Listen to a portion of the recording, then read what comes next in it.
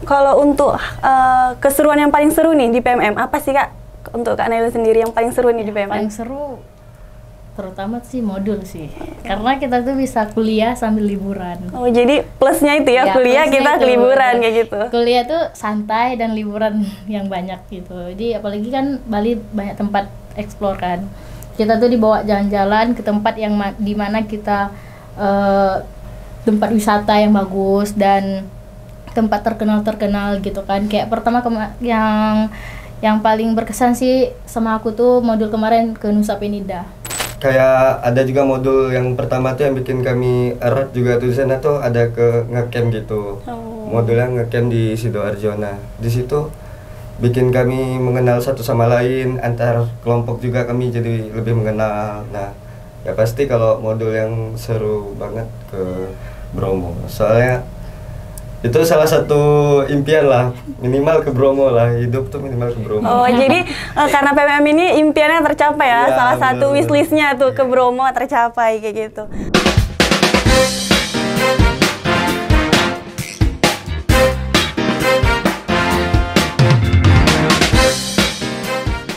Assalamualaikum warahmatullahi wabarakatuh. Halo sahabat Gen Z Unimal, kembali lagi nih kita di program Gen Z Berbicara, di mana program ini membahas mengenai isu-isu dan kegiatan prestasi mahasiswa. Nah, di episode kali ini nih, kita bakalan seru banget karena kita akan berbicara mengenai program pertukaran mahasiswa atau yang sering disebut program PMM. Nah, untuk kita ketahui sendiri, PMM ini merupakan program yang dikeluarkan oleh pemerintah, yaitu Kemendikbudristek, di mana mahasiswa bisa belajar di luar kampus selama 1 semester. Untuk membahas lebih dalam nih tentang bagaimana dan apa itu PMM, kita udah mengundang 2 narasumber yang kece nih. Nah, mereka ini merupakan mahasiswa Unimal yang telah berhasil dan lolos melaksanakan program PMM. Nah, di samping saya ini ada Nailul. Halo Nailul. Hai. Nailul ini merupakan mahasiswa Universitas Markus Saleh yang telah melaksanakan PMM di Universitas Udayana, Bali. Dan ada Bang Alif. Halo Bang Alif. Alif ini merupakan mahasiswa Universitas Markus Saleh yang telah melaksanakan PMM di UPNF Jatim ya Bang ya? Ya. Halo Kak Nailul, nah sebelum kita membahas tentang lebih jauh nih tentang PMM, kita mau sapa-sapa dulu Bang Alif dan Kak Nailul. Halo, gimana kabarnya Kak Nailul? Ya. Baik. Untuk Bang Alif sendiri nih, gimana nih kabarnya? Aman, Kak. Oke, nah kita ini kan mau membahas tentang PMM nih. Pasti ada keseruan-keseruan tertentu dan hal-hal yang menarik nih yang didapatkan setelah PMM. Untuk Kak Nailul sendiri nih, dari mana sih kakak tahu tentang program PMM ini sendiri dan apa nih yang membuat kakak tertarik untuk ikut PMM nih? Nah, ini kan saya kemarin juga ikut itu dari PMM 3 kan ya. Dari PMM 2 saya udah mengetahui program pertukaran mahasiswa ini. Namun ketinggalan berita, saya taunya saat sudah keluar hasil. Nah, jadi memang udah dari PMM 2 itu udah berencana mengikuti PMM 3. Kalau untuk Bang Alif sendiri nih, apa yang membuat abang tertarik nih ikut PMM gitu? Lebih ke kegiatan modulnya. Dan jadi ngikut PMM itu kita ngelihat kampusnya dulu. Terus kita tanya-tanya juga sama yang udah ikut sebelumnya di kampus ini tuh kegiatannya kemana aja. Nah, jadi ada beberapa kampus tuh yang kegiatannya modulnya tuh oke. Kayak aku sendiri yang di UPNV Jatim itu ke Bromo misalnya, dia ada jackpot tertentunya. Jadi jadi kita tuh tertarik karena modulnya itu juga. Jadi kita juga bisa belajar tentang budaya di sana. Boleh nggak sih Kak ceritain perjalanan menarik nih menuju PMM? Kayak mana perjalanan kita kayak itu? Boleh nggak sih dari Abang Alif sendiri dulu? Apa gimana nih?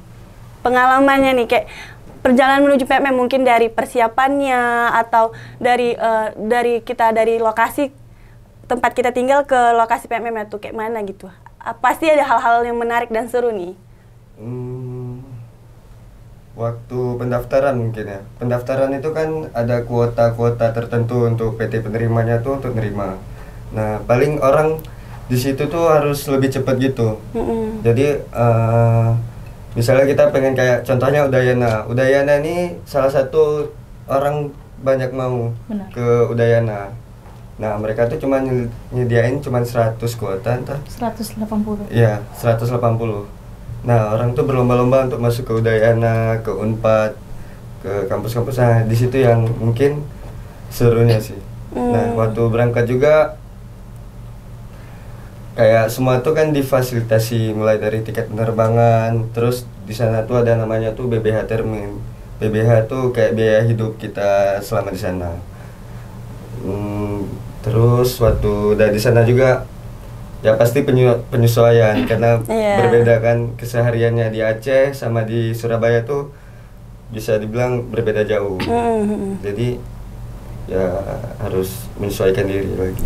Nah, untuk Kak Nailo sendiri nih, apa sih Kak tantangan kita di PMM itu dan bagaimana cara Kakak mengatasinya? Pasti itu kan ada perbedaan-perbedaan. Nah, kayak mana sih itu gitu? Bener. Dari pertama berangkat kan, aku sendiri tuh berangkat dari Bandara Kuala Namu ya kan ya. Jadi awalnya kira tuh sendiri yang berangkat dari sini gitu kan. Jadi rupanya pas sampai di sana itu rame, ketemu teman-teman dari luar kampus gitu. Jadi rupanya mereka juga ke Udayana. Jadi kayak mengenal sesama lain gitu dari kampus yang berbeda gitu kan.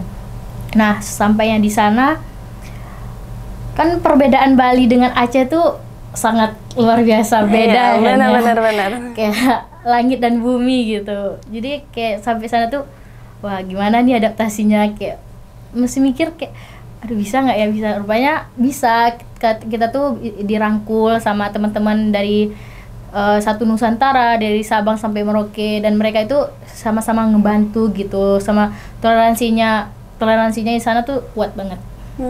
Berarti memang saling merangkul ya, saling kerjasama. Jadi kita nggak merasa kita tuh sendirian, walaupun kita berasal dari Aceh, dari kota yang terkenal dengan Islamian ya. Jadi kita nggak merasa kayak gitu. Mereka tuh kayak mengajak, merangkul, dan toleransi tuh mereka tuh kuat, nggak rasis terhadap agama. Kalau untuk Bang Alif sendiri nih, selain perbedaan cuaca tadi ya udah dibilang, kesulitan apa nih sih yang Bang Alif dapeti kayak gitu di sana? Ya pastinya tuh makanan yang di Jawa tuh, tapi Surabaya ini termasuk yang nggak terlalu manis. Ya menurutku kayak sebulan tuh kayak struggle banget untuk masalah makanan. Ya jauh lah beda sama lidah kita yang Sumatera ini, pasti kalau makan ke sana tuh kayak ada yang kurang gitu, bumbunya segala macam. Ya itu sih. Jadi ada kultur shock ya di sana dan butuh adaptasi gitu. Tapi alhamdulillahnya Bang Alif dan Nailul ini bisa melewati kultur shock itu tadi. Kemudian kayak apa sih Kak dampak positif kita dari sana tuh yang bisa kita bawa ke universitas kita? Kan pasti kita udah banyak belajar nih dari sana kayak gitu. Ada nggak dampak positif yang bisa Kak bawa nih untuk universitas kita sendiri? Nah, aku tuh pertama masuk kelas di Udayana, jadi kayak beda gitu dengan di Unimal kan ya. Dosen di sana tuh mengajar kayak kita mengajar kelas di luar negeri. Mereka tuh bicara ya, pertamanya mereka bahasa Indonesia dan seterusnya tuh mereka bahasa Inggris, dan materinya sepenuhnya itu dari kita. Dan mereka tuh mengajarkan memang kita harus mandiri dan harus mencari materi sendiri. Untuk kita ini mahasiswa, kita yang butuh mereka, bukan mereka yang butuh kita. Nah, jadi kalau misalnya Unimal kan masih dosen mengajak gitu, masih dosen mengayomi. Tapi kalau di sana enggak, kita memang dilatih benar-benar mandiri. Dan aku suka cara mengajar di sana, kayak kita dibuat kita benar-benar bisa untuk jadi mahasiswa yang benar di sana. Oke, itu kan dari versi Kak Nailul. Nah, kalau dari versi Bang Alif sendiri nih, apa sih dampak positif yang bisa kita bawa ke universitas kita? Ya benar, kayak tadi itu masalah dosennya. Kalau di sana tuh dosen kayak kita tuh dikasih untuk ruang untuk mengeksplor diri masing-masing gitu. Nah, terus di sana kayak materi itu bentar doang, paling cuma 10 menitan, tapi langsung praktek, langsung ada. Biasa mereka tuh langsung pakai PPT gitu, langsung ngajar pakai PPT. Nah, di situ udah ada lah materi-materi yang udah dipahami, bukan materi yang tertulis gitu, enggak. Nah, kayak juga ada satu mata kuliahku yang emang benar-benar dia cuman dosennya masuk 30 menitan, misalnya bilang nanti kalian ngambil video gini-gini kumpul Google Drive, dah keluar dosennya. Nah kami tuh langsung nge-explore tempatnya, cari untuk tugas-tugas kami. Terus ya di sana tuh beragam lah, dosennya juga asik-asik, kayak materinya juga mudah dipahami. Jadi kami tuh belajar di sana tuh kayak main gitu, cerita kayak ada mata kuliah yang emang kami harus nge-explore ke sini untuk brandingnya segala macam. Nah itu bikin kita berkembang lah. Nah, kalau terkait proyek-proyek tertentu ada nggak sih yang dibuat khusus ini tuh untuk anak PMM kayak gitu? Jadi proyek ini untuk anak PMM ada nggak kira-kira kalau misalnya di program PMM ini? Kalau proyek nggak tahu ya, tapi anak reguler juga kami kayak nggak terlalu dibedakan antara reguler sama PMM itu enggak. Kelasnya malahan ada beberapa kelas itu yang kami digabung. Jadi kami di kampus itu jadi cepat beradaptasinya. Gimana kegiatan sehari-hari dosennya segala macam, itu jadi lebih cepat kami beradaptasinya. Karena kami nggak dibeda-bedain juga. Tapi kalau untuk proyek yang khusus untuk anak PMM kayaknya nggak ada kalau dari kampus ya. Kalau untuk keseruan yang paling seru nih di PMM apa sih Kak? Untuk Kak Naila sendiri yang paling seru nih di PMM? Paling seru terutama sih modul sih, karena kita tuh bisa kuliah sambil liburan. Oh jadi plusnya itu ya, kuliah kita itu, liburan kayak gitu. Kuliah tuh santai dan liburan yang banyak gitu. Jadi apalagi kan Bali banyak tempat explore kan. Kita tuh dibawa jalan-jalan ke tempat yang dimana kita tempat wisata yang bagus dan tempat terkenal gitu kan. Kayak pertama yang paling berkesan sih sama aku tuh modul kemarin ke Nusa Penida. Nah di Nusa Penida tuh Masya Allah banget, cantik banget pantai di sana dan ya, puas kita kan harus nyebrang ke Bali, dari Bali ke sana gitu. Jadi nggak cuma di Bali aja ya Kak, jadi beberapa tempat wisata memang sebenarnya itu di Bali sih, cuman beda pulau. Oh beda pulau. Beda pulau. Jadi kita harus nyebrang, dan terus di Bali tuh bisa kita bisa dekat dengan Lombok, jadi itu bisa kita explore juga gitu. Kayak itu sih bonusnya. Kalau bisa jalan-jalan gratis gitu. Kalau untuk Bang Alif sendiri nih di modul nih, apa sih yang memang benar-benar yang wow gitu, seru banget gitu? Kalau aku sendiri banyak sih modul, hampir semua modul tuh berkesan karena alhamdulillah kelompokku di sana tuh lumayan kompak segala macam. Tapi ya kayak ada juga modul yang pertama tuh yang bikin kami erat juga tuh di sana tuh ada ke ngecamp gitu. Modulnya ngecamp di Sidoarjo. Nah di situ bikin kami mengenal satu sama lain, antar kelompok juga kami jadi lebih mengenal. Nah ya pasti kalau modul yang seru banget ke Bromo, soalnya itu salah satu impian lah, minimal ke Bromo lah, hidup tuh minimal ke Bromo. Oh jadi karena PMM ini impiannya tercapai ya, salah satu wishlistnya tuh ke Bromo tercapai kayak gitu. Ada nggak sih kayak saran-saran dan pesan untuk kedepannya mahasiswa nih, tips dan trik kayak gitu ya? Mungkin nanti kedepannya mahasiswa-mahasiswa kita juga ingin PMM nih. Kalau untuk dari Kak Nailul sendiri itu kayak mana nih? Ada nggak tipsnya? Tipsnya sih nggak ada ya, itu kembali ke kita. Dan kalau aku pribadi kemarin pas daftarnya itu aku milih kampus. Jadi kayak aku mau ke kampus yang dimana kampus itu berbeda dengan kampus asalku. Jadi kayak aku bisa belajar dari kampus yang berbeda gitu. Nah makanya pilihan pertama aku kemarin Udayana. Tapi shock juga sih sampai bisa lulus karena kemarin Udayana peminatnya lumayan banyak sampai 5.000 dan diterimanya cuma 180. Oh keren banget ya nih. Jadi kayak shock gitu, wah lulus Udayana, karena kemarin berharapnya sih di UNY. Nah, jadi kan lulusnya di Udayana ya udah, tapi alhamdulillah sih karena bisa ke Bali gitu, kapan lagi. Jadi kayak untuk kedepannya yang buat kalian kemana kalian mau, itulah cari tempat di mana kalian bisa tunjukin diri kalian di situ. Jadi tidak berdiam diri untuk kita mencari ilmu. Oke. Kalau dari Bang Alif sendiri nih, apa sih pesan dan tips triknya nih?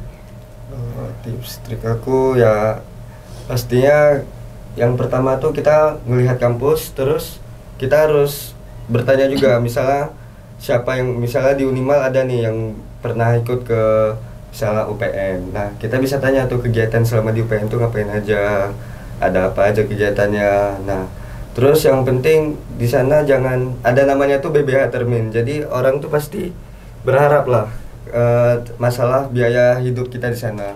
Nah, kalau tips dari aku, kita tetap bawa uang pribadi kita, karena BBH itu bisa cairnya tuh bisa telat seminggu, 2 minggu, kadang sebulan. Itu benar-benar bikin kita struggle, bikin kita pusing lah untuk masalah uang. Jadi saran aku harus dibawa uang pribadi lebih segala macam, karena kan kalau kita di sana yang pasti kita mau nge-explore sendiri, bukan kegiatan dari modul doang. Iya. Benar.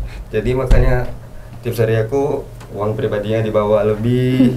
Terus misalnya ngambil kampus itu juga harus kita tahu modulnya tuh kemana aja. Takutnya nanti kita ngambil kampus di sini terus kita kecewa, modulnya kok nggak kemari, ini kok nggak kemari gitu. Iya, berarti kita tuh harus punya persiapan juga sendiri lah ya. Iya. Jadi kayak nggak terlalu berharap sama BBH. Iya, oke. Nah, kalau untuk interaksi sama kawan-kawan PMM-nya nih, apakah sampai sekarang masih ada interaksi dan bagaimana? Masih sering kontekan nggak nih? Pasti kan kayak karena udah jauh nih, udah berpisah, udah di luar pulau kayak gitu. Masih sering akrab nggak nih? Masih sih, kalau misalnya aku pribadi masih, karena kayak pisah kemarin tuh benar-benar nyesek banget sih, kayak ya sesingkat ini ya kita gitu. Kan kalau awal-awal tuh masih perkenalan ya, jadi kayak cepetlah pulang, kapan pulang. Nah, pas udah sebulan di sana kayak chemistry itu makin dibangun, makin mengerangkul. Jadi pas mau akhir-akhir tuh kami tuh sering bareng gitu, apalagi kan kami tuh satu kos, jadi digabung semuanya kan. Jadi kayak sering aktivitas mau 24 jam selalu bareng gitu kan. Pas perpisahan kemarin tuh benar-benar yang nangis banget gitu, sampai ke rumah, mau seminggu udah di rumah juga mereka tuh masih video call, masih nelpon, nanya kabar gitu, masih kayak komunikasi tuh nggak akan putus, karena kayak kita tuh bisa nggak sih jumpa lagi di mana gitu, kita reuni nanti di tempat kita bertemu lagi gitu. Oke, berarti emang kayak awalnya memang udah beda-beda, tapi di situ kita bangun chemistry dan waktu nggak lama kita pisah, jadi itu benar-benar bikin kita nyesek ya gitu. Kalau untuk Bang Alif sendiri nih, interaksi sekarang sama para mahasiswa PMM yang lainnya gimana nih? Kalau sampai hari ini tetap masih ada, karena aku ada beberapa yang benar-benar dekat sama kawanku yang kayak dari Papua, Manado, itu benar-benar dekat. Jadi kami sampai buat grup sendiri gitu. Jadi masih komunikasi segala macam. Sehari-harinya tuh kami tetap ya tanya lah, minimal grup jangan sepi segala macam, tetap ada komunikasinya. Nah, tapi ya gitulah. Kalau menurutku PMM ini ya gimana ya? Jadi awalnya yang berasa pengen pulang, jadi pengen minimal nambah 1 semester. Iya, lah. Karena emang seseru itu dan seasik itu ya. Iya, Kita tuh jumpa keluarga baru di sana. Iya, pastinya karena udah jumpa, apalagi kita dari berbagai macam suku kayak gitu, dari berbagai macam daerah, pastinya kayak nambah ilmu baru juga, nambah pengalaman baru ya. Pasti seru banget.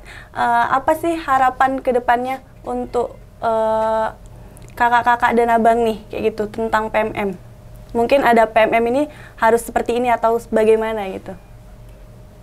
Kalau menurut aku sendiri harapannya ya mungkin kuotanya mungkin ya.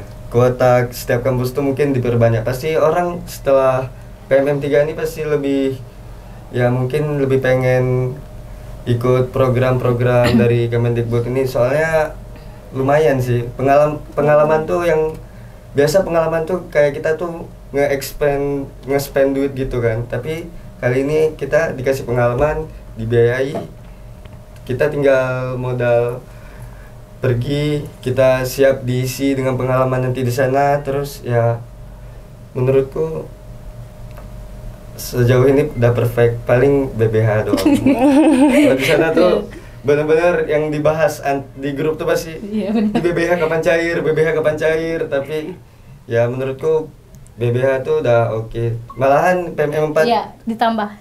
Kan kemarin kami dapatnya 1,5 juta ya. Sekarang 1,8 juta. Berarti Jadi, ada peningkatan lah ya. Jadi mereka tuh dapat 3 bulan 5,4 juta. Kok kami kemarin 4,5 juta ya. 3 bulan. Iya, 3 bulan. Kalau untuk Anailu sendiri apa nih harapan PMM untuk kedepannya? Ya, semoga sih BBH jangan ditunda-tunda gitu. Ya sih, walaupun kita nggak bisa berharap dengan BBH, tapi 50% lah, 50% kita berharap di uang itu. Kan kita persiapan diri nggak 100% total untuk kita biayain hidup kita di sana gitu kan. Apalagi kalau aku tuh di Bali tuh memang harganya tuh 2 kali lipat, kayak mahal banget. Kayak aku sampai sana, aqua yang di sini 3.000, di sana 8.000. Kayak beda ya. Ya kita tuh aduh, mahal kali di sini gitu kan. Kita harus jadi kami tuh setelah 2 minggu di sana baru mendapatkan harga normal setelah jadi dilihat kami jadi warlock gitu. Kami tuh kayak di sana tuh ada ini gelang, namanya gelang Tridatu. Kayak di sana kalau yang pakai gelang ini kan biasanya orang Bali kan. Oh, ya. jadi ada penanda khususnya ya, gitu. Kan kalau misalkan di sana, apalagi di tempat aku tinggal kan Jimbaran. Kalau Jimbaran sama Denpasar itu beda. Denpasar tuh agak murah, tapi Jimbaran tuh memang tempat pariwisata karena dekat bandara dia kan. Jadi bule-bule emang daerah situ semua. Nah, situ tuh memang harga itu 2 kali lipat. Jadi setelah kami tahu kalian tuh pakai gelang Tridatu, jadi kalian tuh bisa dihitung jadi warlock, jadi harganya akan normal untuk kalian gitu. Jadi memang udah ada penanda khususnya lah ya, dan itu bikin kita terbantu juga ya di situ. Cuman pakai gelang Tridatu dan kita bicara logat Bali, ya udah gitu. Dan kita kalau misalnya ke tempat warung Jawa, kita bicara bahasa Jawa, kita juga bisa murah gitu. Karena makan di sana juga kita harus milih-milih kan, di sana yang rata-rata kan babi kan ya. Oh iya. Iya, di sana cuman kami yang Islam tuh Jawa gitu. Warung Jawa, kalau Jawa sama Padang sih. Yang lain babi guling semua sih. Kayak susah kali cari makanan halal di sana. Jadi makanan non halal tuh banyak, dan kita untuk nyari makanan halal itu memang susah lah ya. Susah banget. Kayak paling yang awal-awal sih kami Indomaret sama Alfamart yang benar-benar kayak itu sih yang yakin halal gitu. Karena warung yang biasa pun kita kira warung biasa, itu pun babi jualannya. Kayak aduh, benar hati-hatilah. Bang, ada lagi? Dah. Oke, makasih banyak nih untuk Kak Nailu dan Bang Alif yang udah berbagi pengalaman, cerita serunya tentang bagaimana PMM, perjalanannya, udah bagaimana wishlistnya udah terpenuhi juga kayak gitu. Dan harapan kedepannya untuk mahasiswa-mahasiswa juga udah disampaikan tadi juga. Semoga nanti mahasiswa Unimal banyak juga nih ikut pertukaran mahasiswa supaya banyak dampak positif juga yang bisa ditukar nih dari kampus luar ke kampus kita sendiri. Oke, sahabat Gen Z, mungkin itu aja tadi bincang-bincang santai kita bersama dua para narasumber yang keren dan kece ini. Jangan lupa untuk nonton podcast-podcast selanjutnya. Wassalamualaikum warahmatullahi wabarakatuh.